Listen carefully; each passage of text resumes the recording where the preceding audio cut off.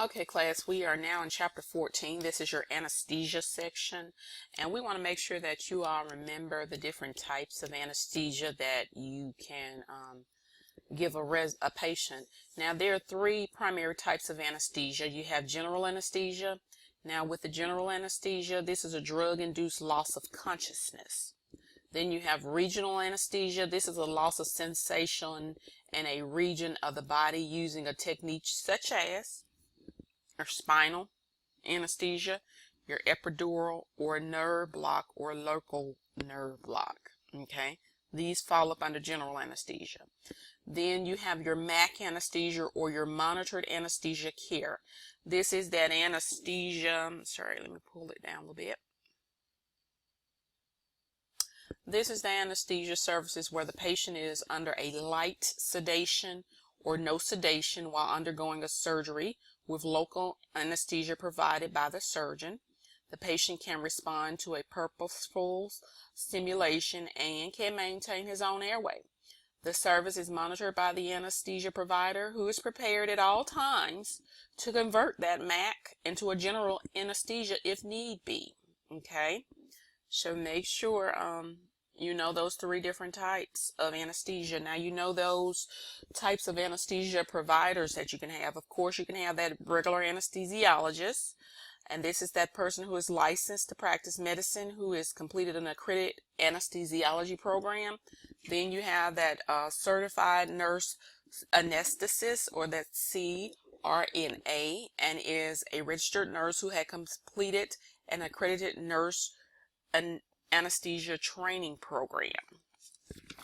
Next, you have that anesthesiology assistant, the anesthesia resident, and the student registered nurse anesthetist. Okay. Make sure you go back and you go over this stuff.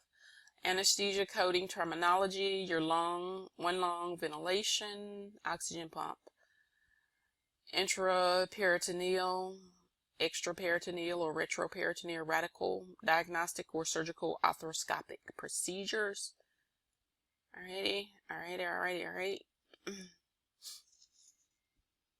Now, y'all remember when we were doing the CPT coding when it came to anesthesiology, make sure you remember when you're trying to find the anesthesia service, you look in your index in the back of your CPT book in the anesthesia section. Then you find the surgery or the surgical procedure up under that section. You do not look up the actual surgery because you're going to get the CPT code for the surgery. You start by looking up the term anesthesia first. Then you find whatever surgery you're looking for under that anesthesia section. Okay, y'all remember that. That'll throw you off. So make sure you remember that. Remember that basically the basic units that we do anesthesia is in 15-minute time increments. When we did that little a little calculating of anesthesia time. All right. Remember your physical status modifiers, guys. Remember those P1s all the way to P6. P1 for a normal healthy patient. If they state that in the documentation, you list that. Patient with mild systemic disease, no extra added value, but if they say it, you list that. A patient with severe systemic disease. A patient with systemic disease that is a constant threat to life is P4. P5 is a moribund patient who is not expected to survive without an operation. That's P5.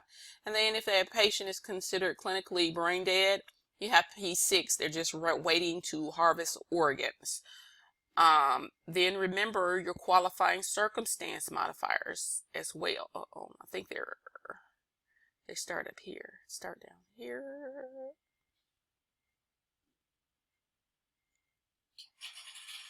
Your qualifying circumstances modifier, remember 99-100, anesthesia for a patient of extreme age. Remember, if they are younger than 1 year old or if they are older than 70, that is a extreme age modifier should be appended. Anesthesia complicated by the utilization of total body hypothermia. You know, the documentation will let you know that now. Anesthesia complicated by the utilization of controlled hypotension. Anesthesia complicated by emergency conditions.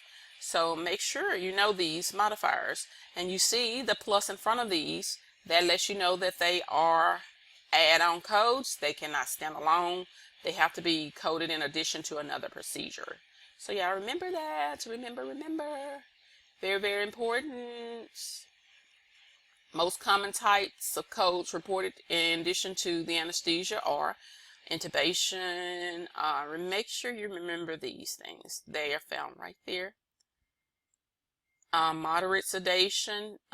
You remember the moderate conscious sedation modifier is the circle with the slash. That means you cannot code that. It's already included in the procedure. You can't code anesthesia in that. These are some modifiers that you will see in the section.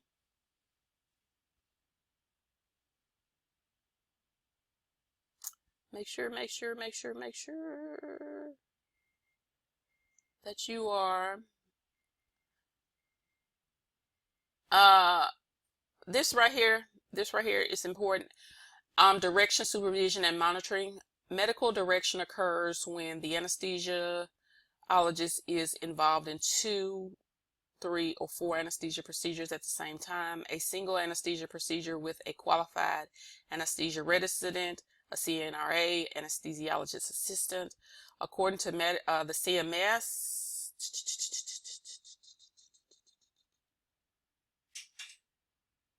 okay. These are some HCPCS modifiers. Y'all remember when you're looking for your anesthesia modifiers like that AD, that AA, that QK, QY, these are found in your HCPCS manuals. If y'all remember that, okay? Make sure you remember those or where those modifiers. So if you have a choice, answer choices, and you can't seem to find that modifier, it's because you're looking in the wrong book. You should be looking in your HCPCS book when you have anesthesia modifiers, such as that telling who did the anesthesia. How about that? These are the anesthesia related teaching rules. Make sure you go through and you read over this, guys.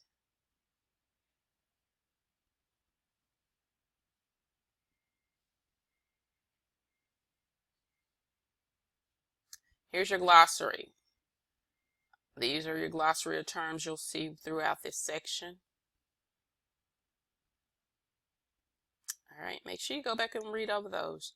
And here are those chapter questions that you all can go back. And I strongly advise, take it. Do it. The more you do it, the better you get at it. I'm going to say it every time. Y'all have got to do it. You got to knock this test out of the ballpark. You've got to do it. We need coders. We need certified coders. So I need you to be certified. Okay? All right. We'll pick up with chapter 15 in just a minute.